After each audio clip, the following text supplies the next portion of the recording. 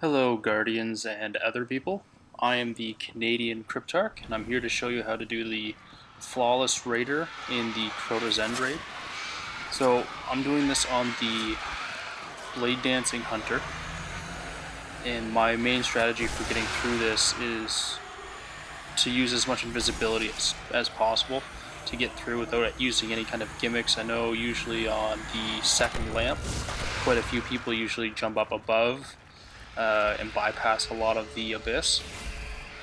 I tried it for a while, really didn't work out for me, so I kind of wanted to actually show people a very basic run through of doing this raid flawless, and specifically things like the abyss, without using any real gimmicks to kind of run through there. So I kind of bypassed it at the start of this video, but the main things you want to be using is as much invisibility as possible. That includes Escape Artist, the perk that lets you go invisible when you do your melee attack. You also want to use Shadow Jack. That way the invisibility effects are actually longer than they would be normally. And then you also use the perk that lets you, when you crouch, go invisible after a couple seconds. These perks combined give you quite a lot of utility to actually get through here with not too much of a trouble. That being said, if you do want a couple extra tools in your pocket, you can use the Arc Blade perk to go invisible, and you can also get the exotic gauntlets for your hunter, Don't Touch Me. So what those will do is, if you get hit by something like one of these many thralls in this video actually do to me as I'm running through, it'll give you temporary invisibility. So it's just an extra little thing that you can do to avoid the hassle of getting through this and dying. That being said, if you do have a hard time, just practice. That applies to every section of this raid. I know I struggled personally with the bridge section, so I ended up doing that probably about 10 times before I actually got a good grasp on how to do it. So just the most important thing you can really do when going through this raid, especially if you're going through for flawless, is take your time, don't take any unnecessary risks, and really practice as much as possible leading up to it. If there's a part that you're really struggling with, go back, do it over and over and over again until you really feel like you can constantly do it, and that way when you actually go into your flawless run, you have less you have to worry about. So up here, we're coming to the end of the abyss. Obviously you just run straight past the last lamppost, right to this pad here to activate the sequence where the bridge starts going, and then you just hop up on this rock. The thrall can't reach you up here, so you really have nothing to worry about until that bridge is made, and you don't have to stand on the bridge. So the weight of darkness is not a problem. You don't have to stand there and get attacked by thrall. All you have to do is hop on this rock and aim down this way so that you can actually shoot this ogre. He's just hanging out there. So plug a couple shots into him as quickly as you can so that he doesn't shoot you from over there. And then you just have to wait for the bridge to be built.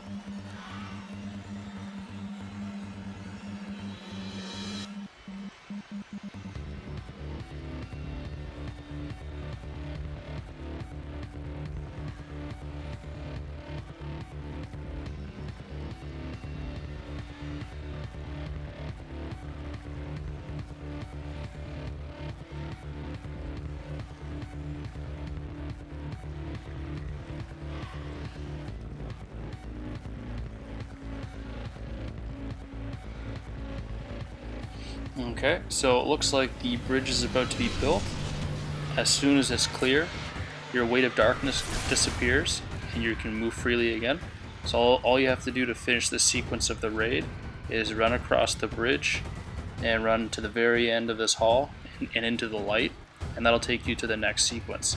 Fun fact, there's actually a hidden dead ghost at the end of this sequence on top of one of these pillars. You can just hop up and grab those.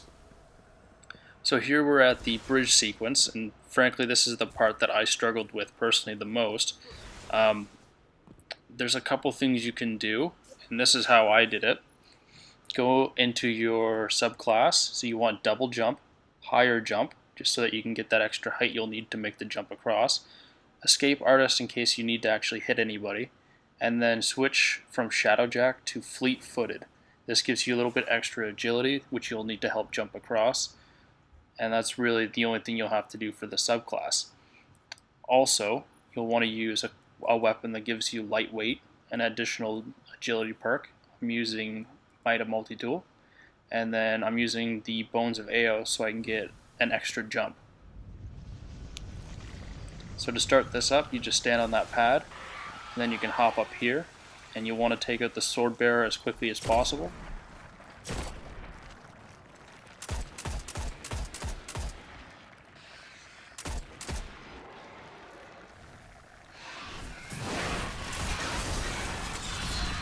So as soon as you get his sword, what I suggest you do if you're going to make the jump across is to hop up here and I'd stand at the very end of this platform that you're on and aim across right where I was.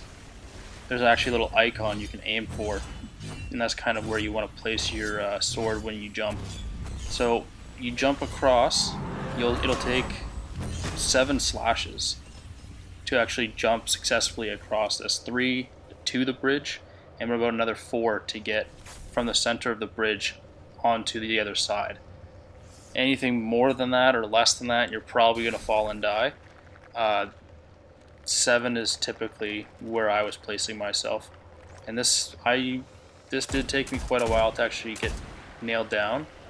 For whatever reason, I wasn't jumping in a way that made me get across safely. I was either just short of missing the bridge over on this side, or I was hitting the death wall.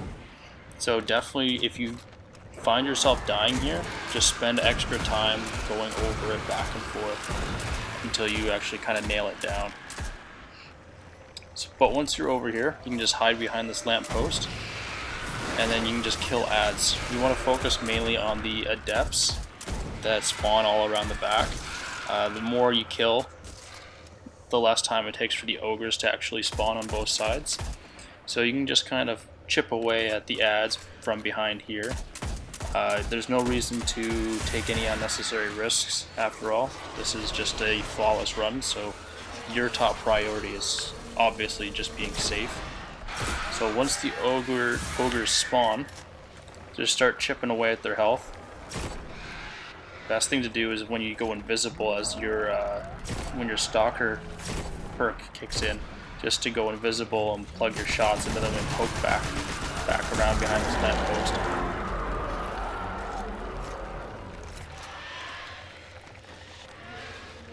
You do want to be careful when you are behind this post because the area itself doesn't really have a whole lot of room to move.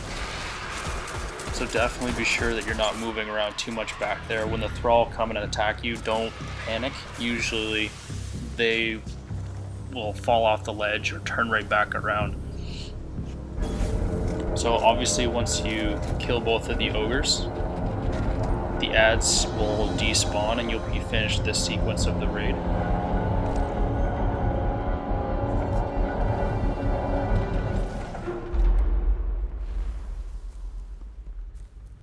So this sequence here, it's very straightforward. There are 2 shriekers. You want to take them both out, and each one kind of blocks off a section of this hallway. So you'll shoot the first one with your sniper rifle, and then you'll just back out and avoid these death blasts. It's just another one of those things where you just don't want to take the risk. They can drop your health pretty quickly if you get hit by all of them. So once you take out the first one, just run in here, make your way midway through, and then you can hop on this casket, and then you start taking shots at the other shrieker. The thrall won't be able to get you while you're up there. You can take some pretty clear shots at that without any concern. Again though, the death blast will be behind you, so just boogie on out of the room and wait until they explode. So once they're all gone and the hallway's now clear, I go ahead and change my setup. I switch out Mida for my hawk saw. I keep my sniper, and I switch my heavy out for my raise lighter. These are the tools I'll use to get through the Death Stingers part of the raid, and also through Crota. So what you'll do is that after you get through here, you want to make sure you're actually avoiding all of these cursed thrall. You don't want to get stuck on these. But once you make it on through here, you'll find yourself in the main area for both the Crota and Death Stingers. Up top on both sides of that crystal are 2 Death Stingers, 2 Shriekers, and then obviously the main Death Stinger boss that you need to take out. So on both sides, there's one of each, 1 Stinger and 1 Shrieker. Just come in here, kill any knights or boomers that get in your way. Just quickly take out the 1, then you can take out the Shrieker. You really want to be mindful when you're actually on these sides, especially when you're just starting this encounter, is that there's going to be ads spawning behind you and then also in front of you. And the last thing you want is to actually get caught in between those, especially if it's by a knight. It would be really unfortunate to end a flawless run just because you didn't quite notice a group of ads coming in behind you.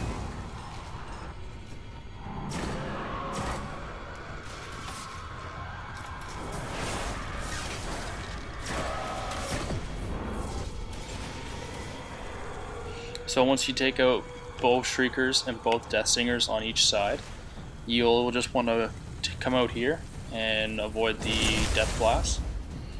And then what you can do is run back into the center room. Now in the center room is the main singer.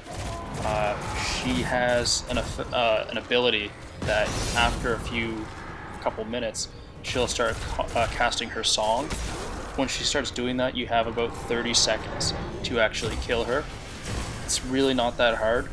She stands completely still once she actually starts doing that. So take your time until that point. Just make sure that all these knights are dead if they're in your way. But you can typically just put a couple shots in her head, depending on the sniper rifle you're using, and you can kill her pretty quickly. So now that she's dead, she didn't even get the chance to sing that time. All you'll have to really do is start chipping away at the ads that are throughout the main room, and then out here on the outside with all of where Crota would be. So just start chipping away at the knights. Your top priority is obviously the yellow bar, the knights and the boomer knights.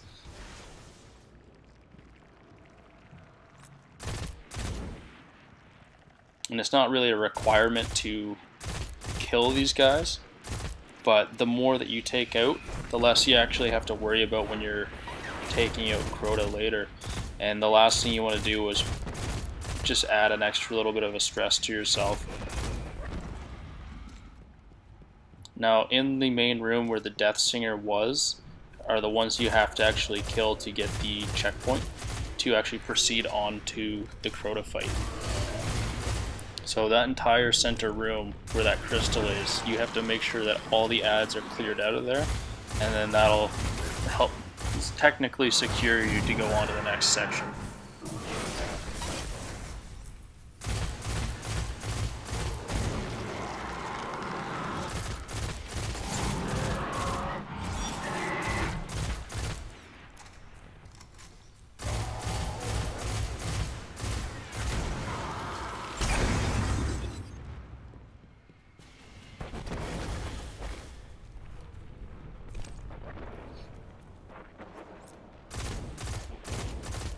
Now you'll know when you actually have gotten to that point where you do get that checkpoint, when the glass force field type thing that's in the Death Singer's room disappears. Once you have that, you're good to go. So just continue chipping away at the ads.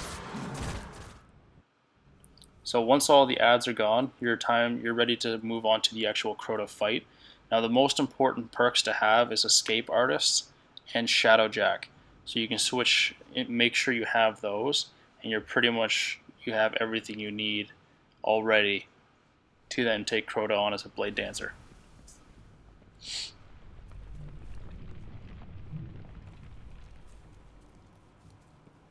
So to activate the fight, you just stand right next to the crystal. And then obviously the environment outside begins to change just to let you know that the fight is ready. So while this is all going on the outside, ads are starting to spawn on each side of this room that you're in that you'll have to clear out before actually moving out there to take on Crota.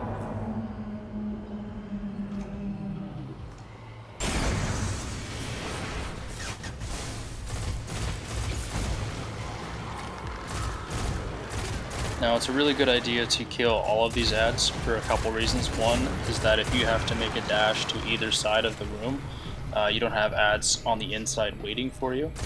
The other thing as well is that depending on if you brought any heavy synths with you or if you're already low, these ads can obviously help build up your super and then also drop heavy ammo, which is really important where we're going to be using the raised lighter to drop the sword bearer and Crota himself.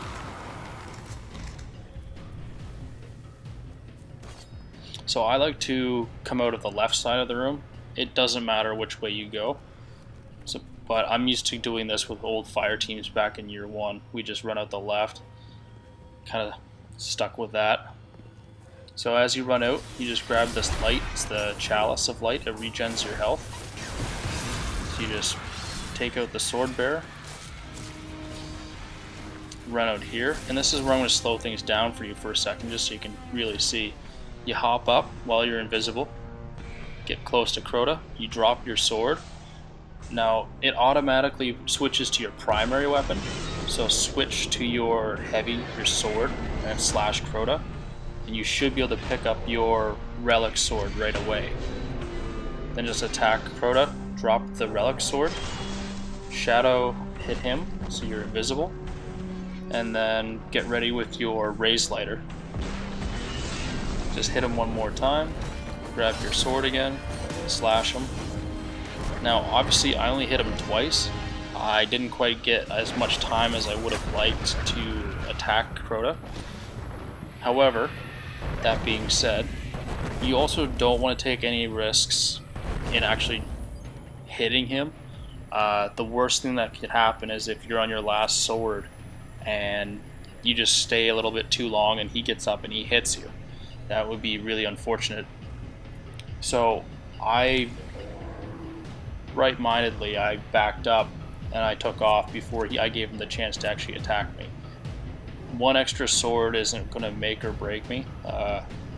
You should definitely be sure that you're not taking that extra risk. You're in there for flawless. Staying extra is not going to do you any favors.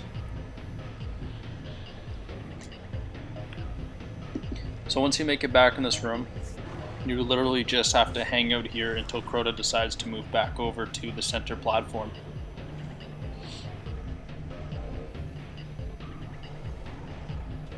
There's really not much to do when you're in here. You can reload your weapons, which is really nice.